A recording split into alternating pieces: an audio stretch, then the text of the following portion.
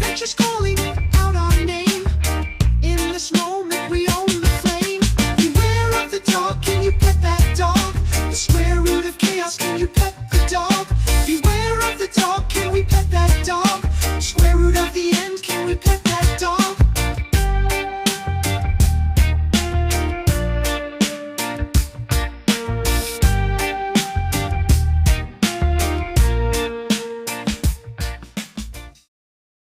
All right, welcome back to another episode of Holy Hounds, where we dive into the world of amazing dog breeds. Today we're going to spotlight the Akita, a majestic, loyal powerhouse from Japan.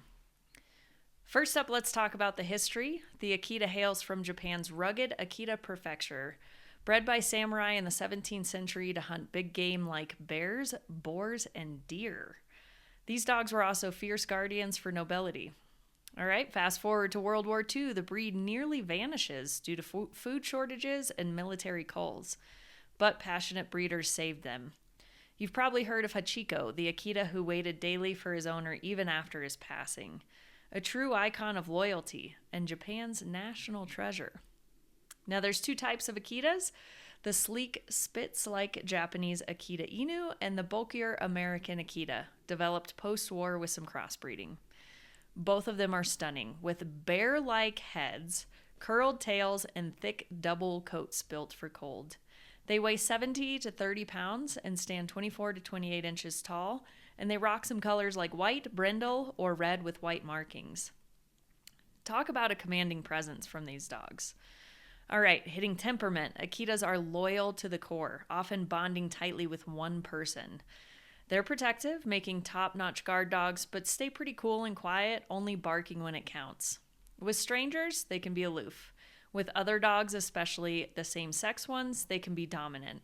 So early socialization is key for these dogs. These pups are smart but stubborn, so firm, consistent training is a must. Around family, they're affectionate but dignified. They're not your clingy lapdog, but also a devoted companion. Care-wise, Akitas need daily exercise and playtime and do best with a lot of space. That thick coat sheds like crazy twice a year, so be prepared for grooming pills. Health-wise, they're pretty healthy, but watch for hip dysplasia, thyroid issues, or autoimmune conditions, but with proper care, they can live 10 to 13 years. They are definitely best for experienced handlers who can deal with their strong-willed temperament. So there you have it, the Akita, a noble, loyal legend. If you're thinking of adding one to your pack, let's go meet Odin and his person Taylor to hear more about the breed and what it's like to be a steward of this great creature. Let's go meet some dogs.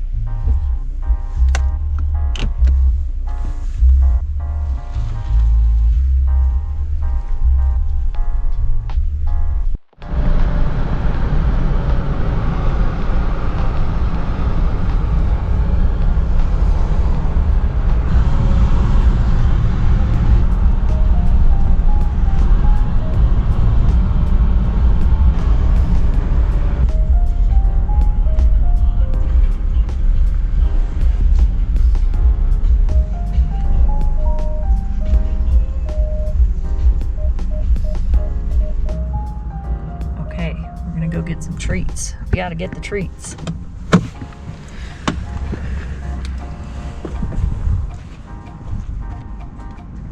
Okay, stay.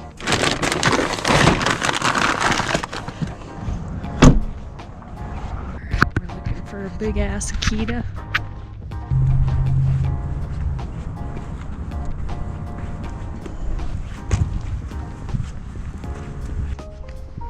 I think I see it.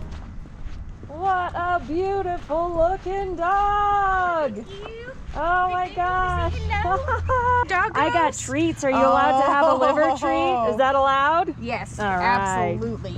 Nice. Look at that big head. Oh my gosh. Yep, his most Nice. notable feature. What an awesome dog. How old is he?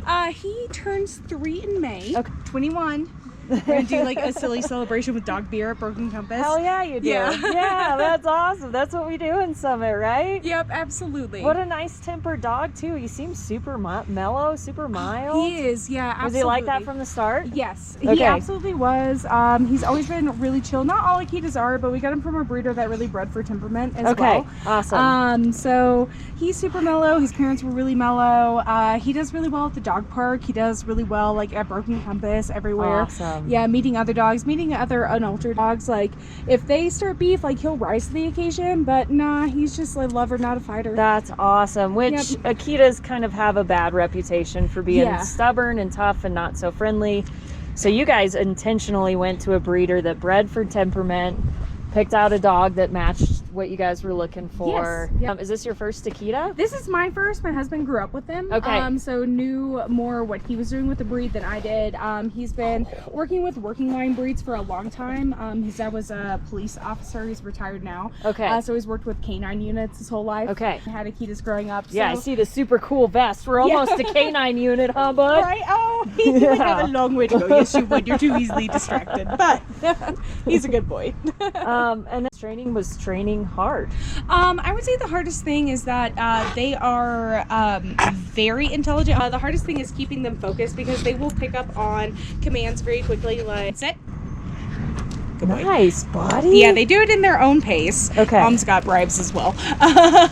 But always carry your bag of bribes. They're kind of picky eaters, which is typical for, I feel like not just Akitas, but a lot of Arctic breeds like Huskies, Malamutes. Yeah, I like, had a husky for a long time, and she was super picky when it came to her treats. So. Yep. So he's pretty picky, but we'll at least try everything. The biggest thing is keeping them engaged mentally. Like they're like, hey, I figured out what you're asking for me, and I don't want to do it 37 times. Right.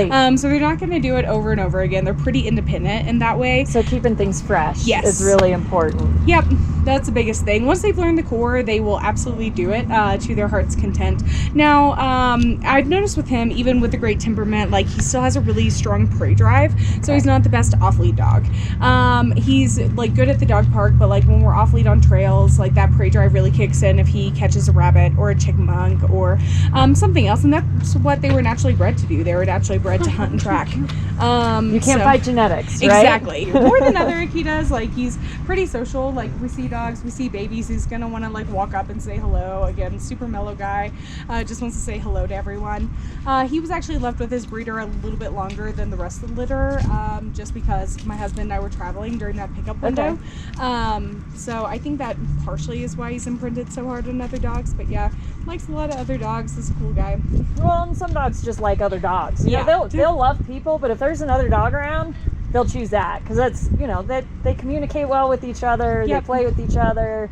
It's just the dog's world, man. For anybody that's shopping for an Akita or considering Akita, what would you like them to know and be careful of before and have, you know, take into consideration? I would definitely say that you should do your research with the breeder. Try to go for breeders that have been recommended to you first and foremost, that have a long history of breeding the dogs. Even if they don't have a long history of breeding the dogs, everyone has to start somewhere. Make sure they have the appropriate eye, hip, and elbow tests. Okay. Them, like a lot Huge. of large breeds, can have problems with their eyes, hips, elbows. Akitas are known for also having thyroid issues. Okay. Which can contribute to some of those like problematic behaviors that they can be.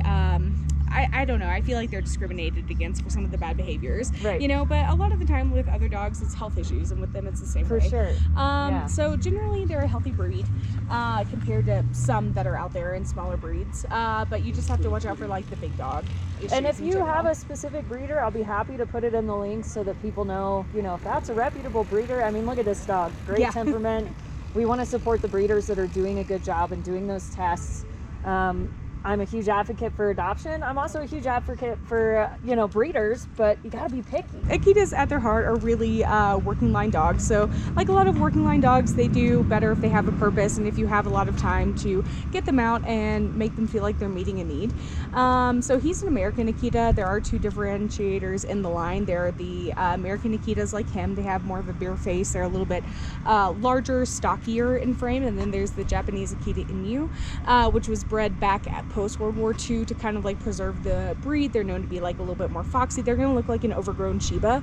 Yep, so this is what he is. They're more common in the US than the Japanese for sure. And like some of the breeds that were bred into them, like Mastiffs, Malamutes are more mellow in general. So these guys were really honed for guarding. So if they're by their people, they have a job, they can like protect their person, they're gonna feel very validated. We take him out for about an hour and a half to 2 hours a day. Okay. So he's decently active. I would say moderately active, but not like a husky. I'll let They you get can to it, absolutely Taylor. pet it. Thank Hey, you it was so really much. nice to meet Nice to meet you too. Thank you very much. Absolutely. Appreciate it. We'll Thanks let for you letting get him to be it. part Yeah, of the have a project. good one. Have a great day. That's awesome.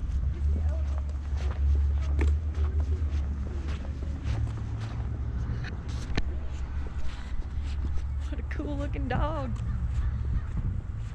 Responsible ownership. All right, what do you guys think of that?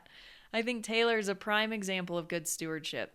Not only did she do the research on the breed, but she took the time and dedication to select a good breeder. That's huge. She also put time and dedication into training and early socialization. And due to that intentionality, she has an amazing companion. Odin is really well known around town, and she can confidently take him anywhere. If you're thinking of bringing a dog into your life, don't go at it alone. Reach out to K-Dogg. We'll chat about your lifestyle, the breeds or looks that you love, the space that you have, and your handling experience to find you the perfect match. Plus, we can connect you with reputable breeders or guide you through the rescue process. We can also help with early training. Visit kdogtraining.com or DM us today for a consultation, and let's find your new best friend. If you guys have another dog breed that you'd like to see, drop a comment below, and we'll see if we can find one around town. Okay, see you next time.